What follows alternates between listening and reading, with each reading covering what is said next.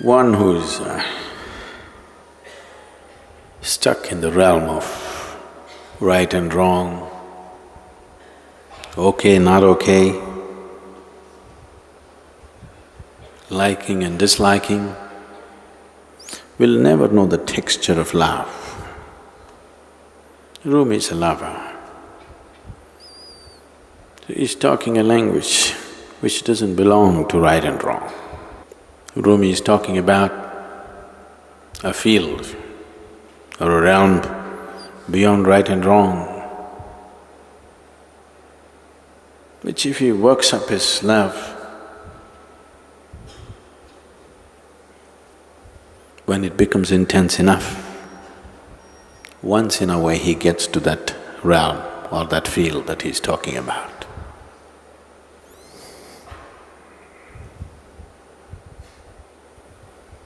But for a yogi, that's the realm he is in. Once in a way he comes down to the realm of right and wrong when he has to deal with the world. Otherwise, that's where he is. And love is just one of the ways to get there. A sweet way, a pleasant way. But the problem with pleasantness is when something gets pleasant, for a lot of people, the journey gets pleasant, they'll never make it to the destination. It's unfortunate. It's wonderful if the journey is pleasant. It's the best way, the most intelligent way to get to the destination is making the journey pleasant and beautiful. But unfortunately, most people will not make it to the destination if their journey gets very pleasant. They'll park themselves right there in their pleasantness.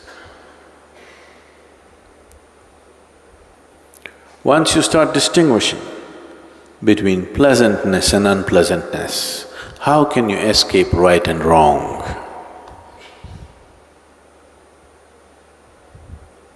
Once you start choosing what is pleasant, what is unpleasant, you cannot escape what is right and what is wrong. So when one talks about a realm or a field or a land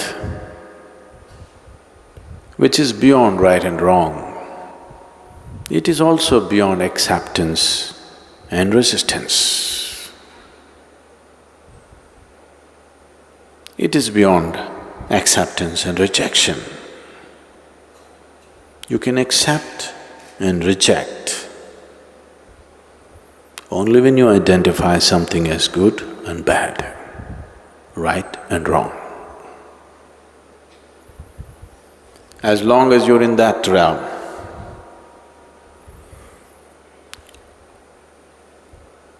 you will enjoy likes and dislikes. If you are placed in that which you consider as good, you'll enjoy that. If you are placed in that which you consider as bad, you will suffer that. In this state, this generally, here in this culture, we just dismiss this as rajas. Rajasic means like and dislike, pleasantness and unpleasantness, right and wrong, all these things. This state is very important for conducting the affairs of the world. But if you want to rule the inner kingdom, this is no good. If you want to be some kind of a boss, some kind of a king in this world, you must know what's right and wrong. You must know what's good and bad. If you can't discriminate, you cannot rule this world. But if you want to be a king of the inner world, then if you are in this right and wrong, you will never get there. that will not be your realm. You can think, you can emote, because thoughts and emotions belong to this. The moment you think, you cannot think beyond right and wrong. You cannot think beyond good and bad. So your thoughts and your emotions belong to this realm of right and wrong. Once you are beyond that and you are in a field of where there is no right and wrong, there is no thought, nor is there emotion in this. Oh, is life barren? No thought, no emotion. Is life barren? No.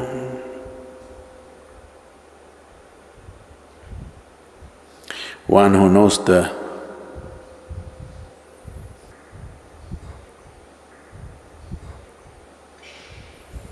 boundless ecstasy of nothingness, for him the taste of thought and emotion is very puny.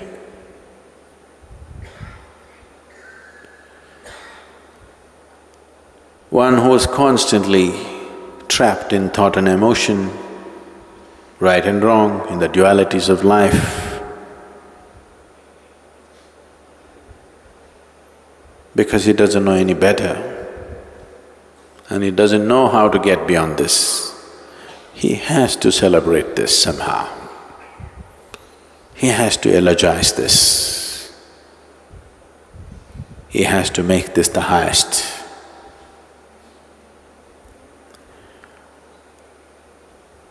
Most of the world, most of humanity constantly goes about eulogizing as to what is good and what is bad,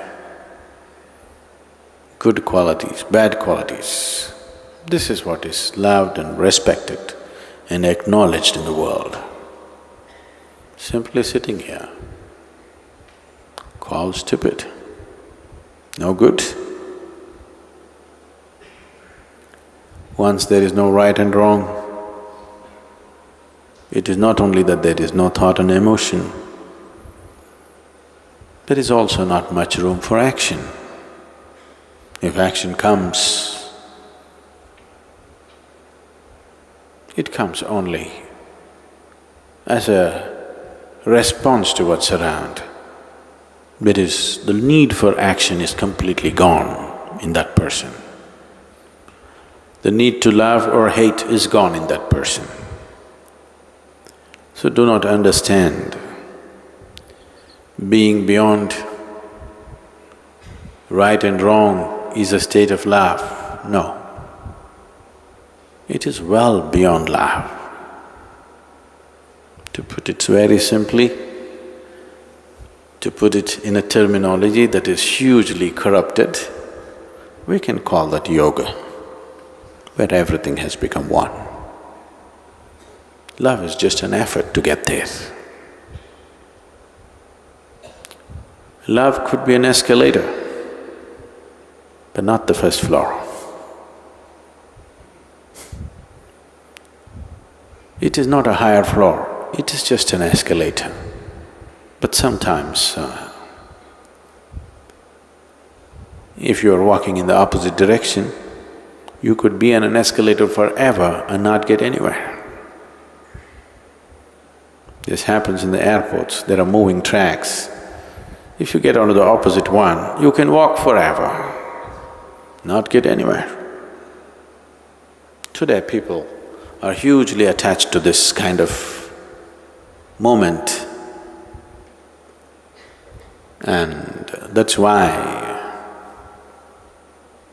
treadmills have become so popular.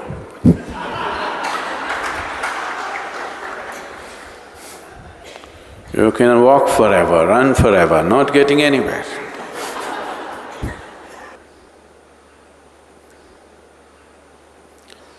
There is music on it, there is video on it, it is also telling you you're getting healthier by the second, but you're not getting anywhere. I didn't call this love, I call this untouchable. Untouchable either means you're unwilling to touch it or you cannot touch it. You're incapable of touching it. There is a land that is beyond right and wrong. When you get to that land and lie there, humans who live for bread and toil to be what they are not will strive to hide their jealousy with mocking talk, and the gods will descend to be in the company they wish to be. Once you have reached that land beyond right and wrong, you never have to worry about making a mistake or going wrong. So once you're in that land, you don't have to worry about making a mistake or going wrong. That's when you live with simple abandon, where to other people it seems like you're reckless. But there's no way to make a mistake, so why should you be careful?